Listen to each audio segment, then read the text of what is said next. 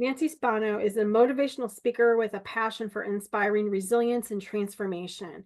Drawing from her background in psychology and acting, Nancy delivers engaging presentations that empower women to rise above life's challenges and deliver their purpose. Her book, Stroke of Love, shares her personal journey of overcoming breast cancer and a stroke. And through her story, Nancy offers a deeply moving account of strength, faith, and the human spirit's capacity to endure and grow stronger in the face of adversity.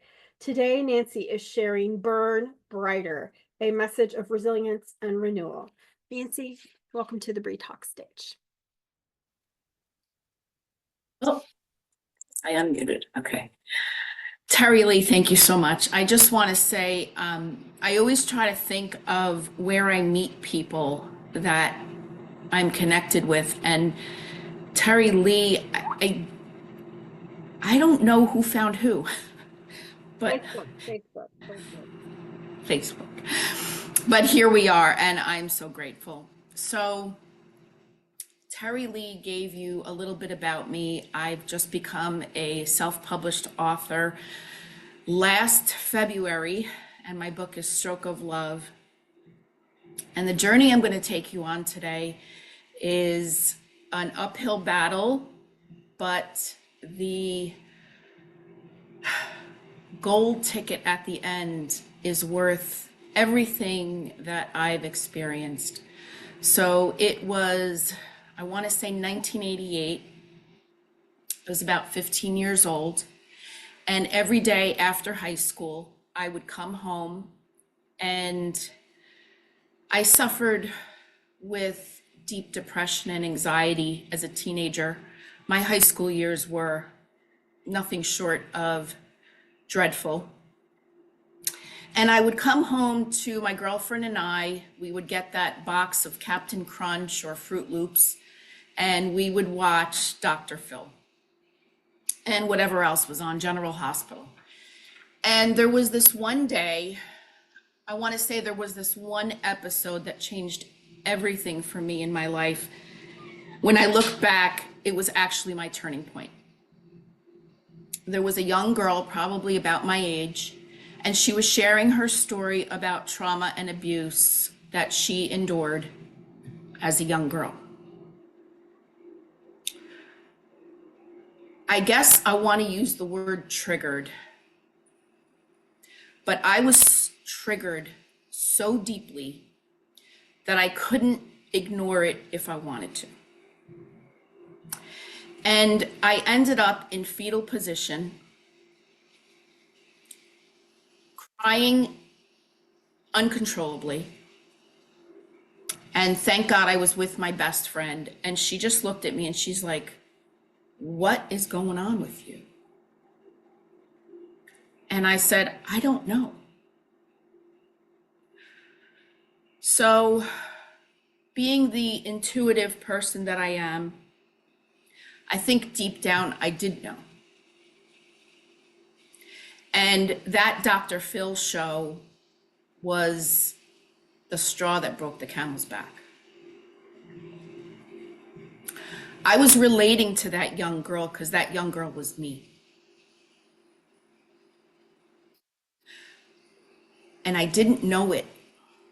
And unfortunately, my abuser, I believe when I was 15, had passed.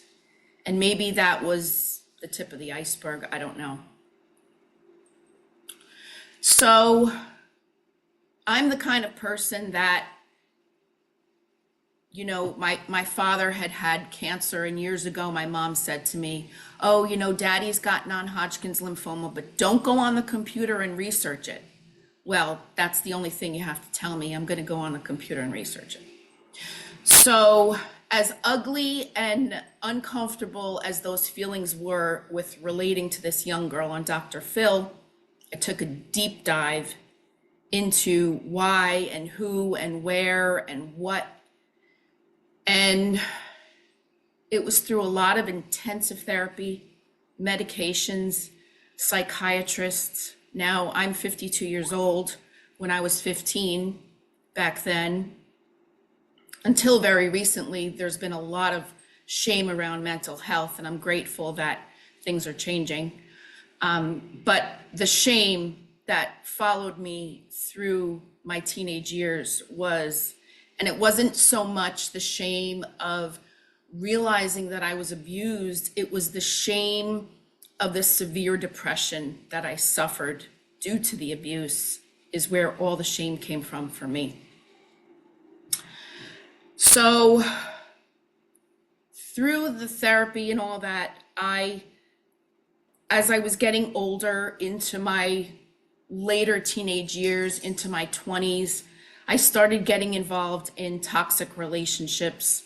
I started getting attached to men, young boys that were poison. I started drinking.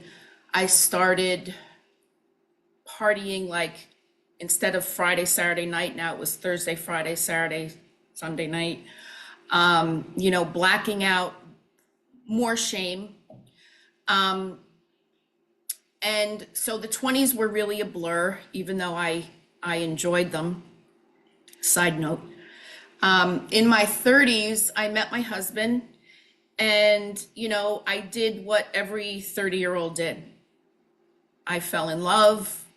We had children. It wasn't until I had my first daughter, when I was pregnant with her, I lost my father to non-Hodgkin's lymphoma. And it was almost like all of that healing that I had done in my late teens and early 20s came right back to slap me in the face. All this stuff started bubbling up. I was about 6 months pregnant when I lost my dad. As you can imagine, it was traumatic. I now had this beautiful baby that I waited for and prayed for all my life, and unfortunately had difficulty conceiving. So I remember holding her, and I remember looking at her and saying, oh my God, she's so beautiful. She's everything I've ever wanted.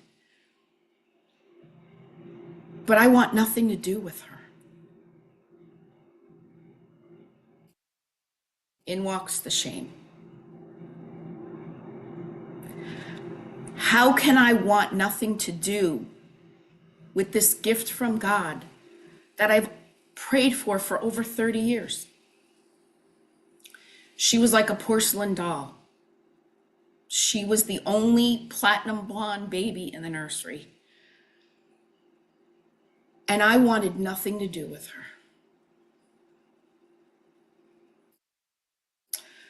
Again, learning that I am a resilient creature, I went into therapy, speaking about my shame and letting another woman know that I wanted nothing to do with this beautiful gift from God was heart-wrenching. I was afraid to be alone with her. I remember my husband working nights when she was like 3 weeks old. And so he would leave, I think, 8 or 9 o'clock at night, and I was with her throughout the night. And it was like having two babies, because I was a child. I was in my early 30s, but I just wanted my mommy. I just wanted somebody to come along and say, go lay down, I will take care of the baby. And I didn't have that. My mother had a full-time job and other responsibilities, and I was a married 30-something woman with a baby. And I remember getting up at night and knowing that I had to feed her or change her or hold her, and feeling the shame so deep down that, God, I don't want to do this.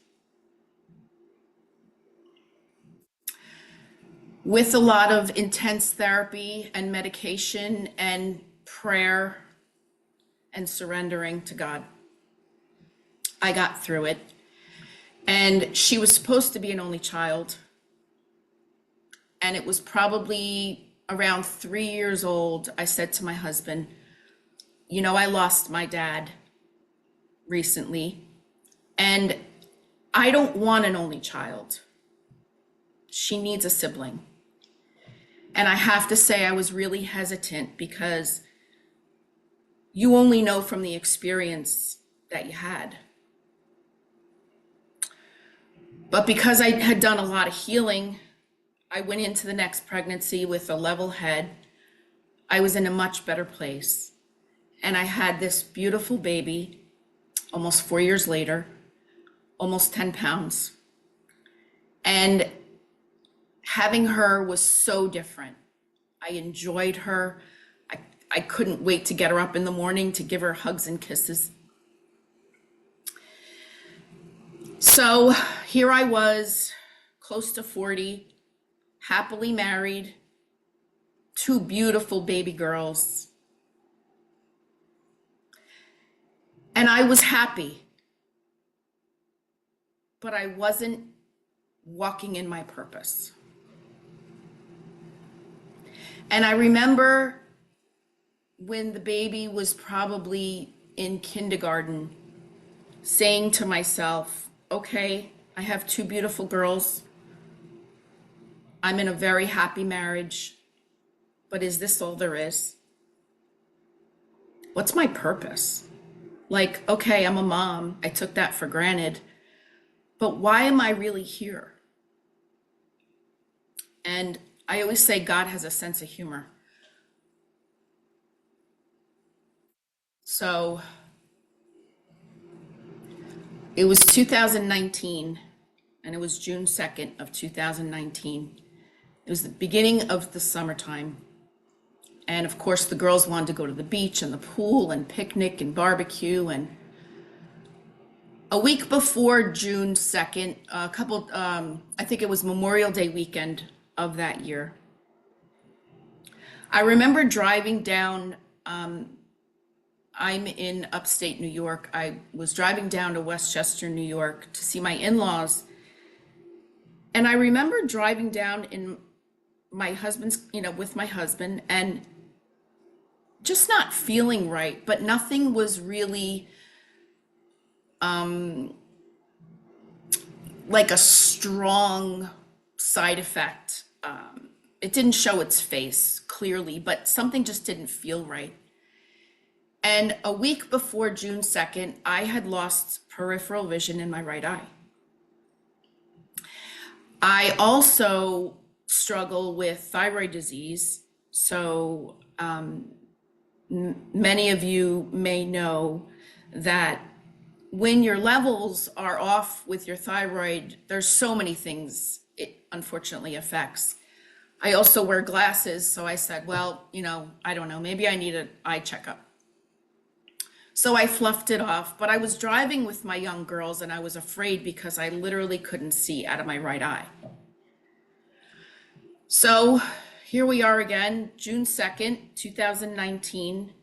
My husband and I, being that I had a wonderful marriage, it was very unlikely that we were bickering.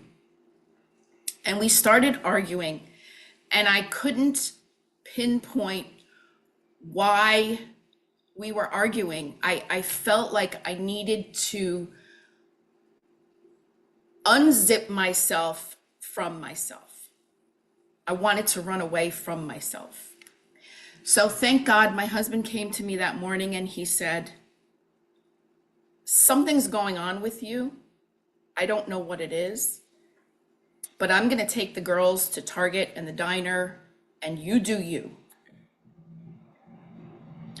So they left. And I remember feeling that sense of dread again.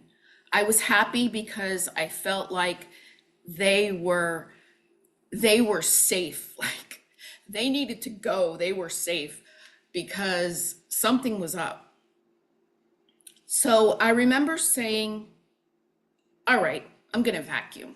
I'm going to clean. I'm going to get out that aggressive energy, that like angst, that anger, and I'm just going to clean.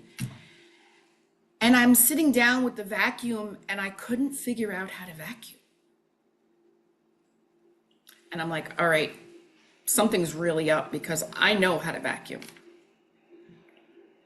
So I remember sitting down and I was trying to clean out the bristles, and I couldn't do a simple task like put the plate back on the vacuum after I cleaned out the bristles. So one thing leads to another, and I said, you know what? I'm just going to go grocery shopping because that I know how to do really well. So I get to the grocery store, and I'm standing at the entrance of the grocery store, and I'm holding onto my cart, and I start questioning myself. Why am I here? What am I here for? What do you mean, what are you here for? You're here for groceries. Again, I spiral down. Now I'm saying to myself, okay, Lord, something's really wrong, and I don't know what it is, but I need your help. And I felt like that 5-year-old girl that got lost at the park and just wanted her mommy. I remember looking at elderly women's faces because I found comfort in them. And I wanted to go up to the next elderly woman and say to them, do I look okay? Because I don't feel okay. So with my determination, I went from one grocery store to the next because I was not about to leave my grocery store trip without my coffee and pasta and everything else that I came out for. So I get in the car, and I remember looking at my face like, what's going on? And everything looked fine. I got to the next grocery store. Again, I was a little confused. My daughter calls me, and she says to me, where are you? Now I'm thinking I'm out for an hour or two. I must have been out all day. So I got home. My husband and I were still bickering like a brother and sister, so he reluctantly helps me bring my groceries in the house. And that's when it all started. I went to the refrigerator, and I couldn't figure out what groceries I bought and where they belonged. Everybody seemed to disappear. I couldn't figure out where anybody was. And the next thing I know, I turned around, and my daughter, who was 8 years old at the time, was watching this all unfold.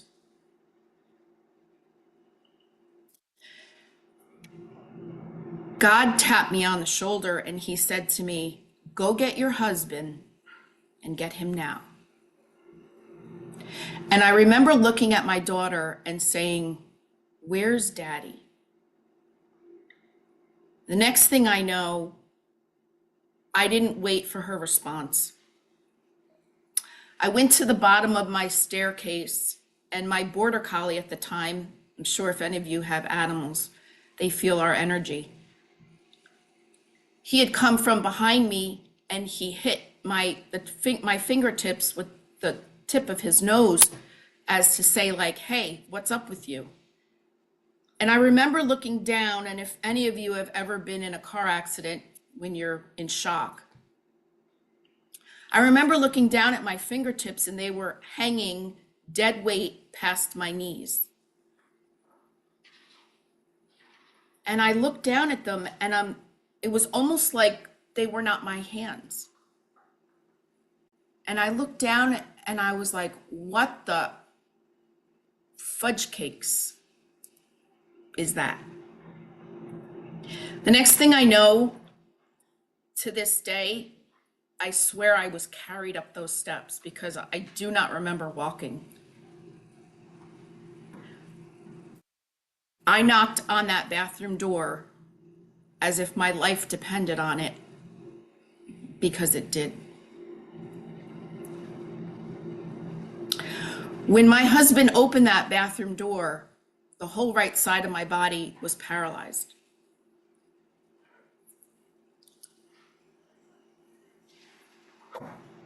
I don't know who was more frightened, him or me.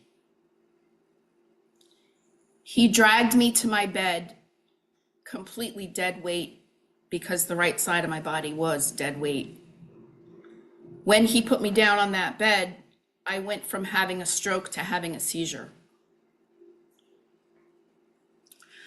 I remember hearing fire trucks and police cars and ambulances, and I remember having the seizure, and I remember laying there and saying, who are all those sirens for? And realizing those sirens were for me.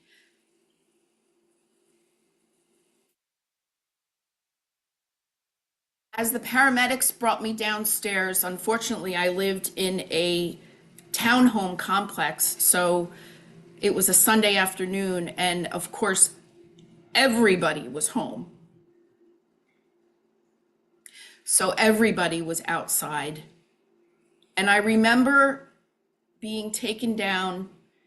It was almost like in a potato sack because my staircase was so narrow. And I could feel my daughters looking at me. And I remember saying, oh my goodness, my babies are seeing all this. If I was witnessing my mother go through this, how would that make me feel? With that, the paramedic puts me in the ambulance, and I go in the ambulance head first. And for a moment, I was completely alone, because once they put you in the ambulance head first and they close the doors, I don't even remember if the driver was in the seat. They close the doors and they walk out, and you're in the ambulance for a couple seconds by yourself. And it was within that moment that the energy shifted. And the energy went from like, oh my goodness, this woman's having a stroke and a seizure, to, oh my goodness, we need to get to the hospital like 10 minutes ago. The next thing I know, the paramedics, everyone's in there. I remember hearing my husband in the front of the ambulance saying, I'm here, babe, I got you, I'm here with you. And instead of being really scared and frightened for my life, I know we're all God-fearing Christians here, I was so calm, so cool, and so comfortable, because like these curtains behind me, that's all I could see was a very bright, white, warm, comforting light. And it was in that moment that I completely surrendered, because what was I going to do? Sit up and say, no, God, don't take me? And although I remember saying, please, God, not now, my babies need me, if it was my time, it was my time. And with that, God said to me, I can take you right now, but I'm not going to. And the reason I'm not going to is because you have a mighty purpose. And your purpose is to go back down there on that stretcher and share your story and change lives.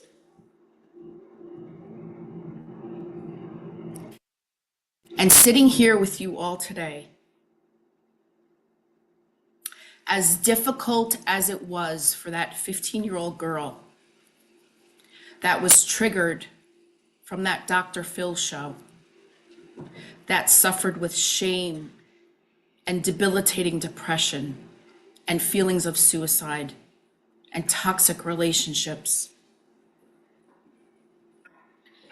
I wouldn't change a thing.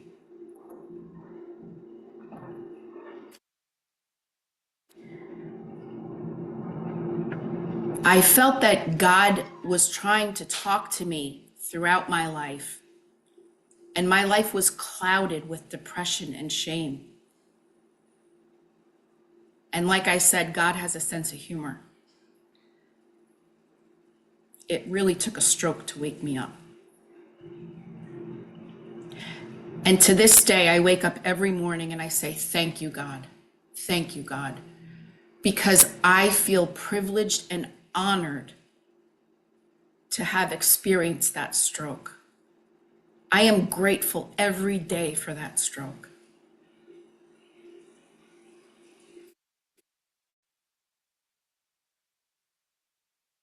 I've developed this acronym, and the acronym is FIRE.